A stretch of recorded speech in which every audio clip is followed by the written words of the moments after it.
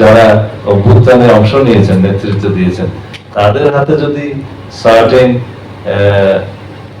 কিছু কিছু যারা আমাদের উপরে মানে স্টেট অর্গান, স্টেট অপারেটর যারা আমাদের উপরে হিউম্যান রাইটস ভায়োলেশন করেছে, ম্যাসাকার করেছে, মাস কিলিং করেছে, যাদের গুলিতে 1400-র বেশি আমাদের মানুষ শহীদ হয়েছে, আমাদের ছাত্র জনতা, তাদের বিরুদ্ধে আজকাল কিছু কিছু আওয়াজ উঠছে যে তাদের যে মামলা করার কি অধিকার নাই?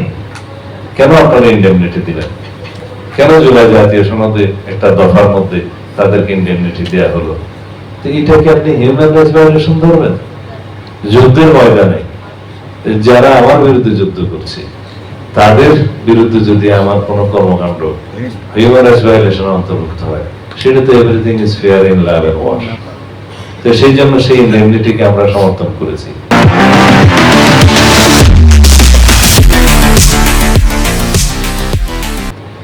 এখন যদি বলা হয় যে তাদেরকে মামলা করতে দিতে হবে, ইত্যাদি দিতে হবে, তাহলে মুক্তিযোদ্ধা রাজাকারকে হত্যা করার দায়ী এখন মামলা করা যাবে অনেকটা সেরকম।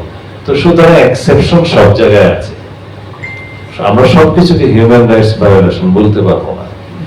আমাদের অবস্থা গণ অভ্যুত্থানের সময় আমরা যেভাবে আমাদের জুলাই যোদ্ধাদেরকে ইন্ডেমনিটি দিয়েছি, সেটাতে আমাদেরকে সম্মত থাকতে হবে জাতীয় ভিত্তিতে। এগুলো আমি এখানে খোলাসা করে বলছি, কারণ এখানে আমরা ন্যাশনালি ঐক্যমত্য পোষণ করেছি। এটা জুলাই জাতীয় সনদের অঙ্গীকার নামায় আমরা সেটা স্বাক্ষর করেছি। তো এখন যেটা আমাদের সংসদীয় কমিটিতে আপনি বললেন যে কি আলাপ হয়েছে, একটা আলাপের কথা ফাঁস করে দিই। আমরা বলেছি আমার কোনো আরোপিত আদেশ যেগুলো জবরদস্তিমূলক ভাবে আমাদের উপরে ইম্পোজ করা হয়েছে সেটার মধ্যে নাই। তবে আমরা জুলাই জাতীয় সনদের প্রতিটি অক্ষর, প্রতিটি শব্দ বাস্তবায়ন করব। যেখানে নোট অফ ডিসেন্ট দেওয়া আছে, অনেক দল অনেক রকম নোট অফ ডিসেন্ট দিয়েছে, অনেক দফাতে আমরাও দিয়েছি। সেখানে বলা আছে যদি নির্বাচনী ম্যানিফেস্টোতে উল্লেখপূর্বক জনগণের ম্যান্ডেট প্রাপ্ত হয়, সেই সমস্ত দলসমূহ সেটা বাস্তবায়ন করতে পারবে।